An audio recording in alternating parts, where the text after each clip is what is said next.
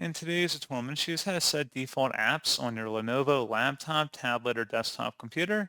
So this should hopefully be a pretty straightforward process here, guys. And without further ado, let's go ahead and jump straight into it. So all I have to do is open up the search menu and search for settings. Best result, you come back with settings. Go ahead and open that up. On the left panel, select apps. And then on the right side, select the default apps.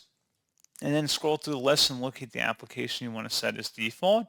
And then select the Set Default button up here at the top, and there should be a little check mark to indicate that it was successful, and that's what you have to do.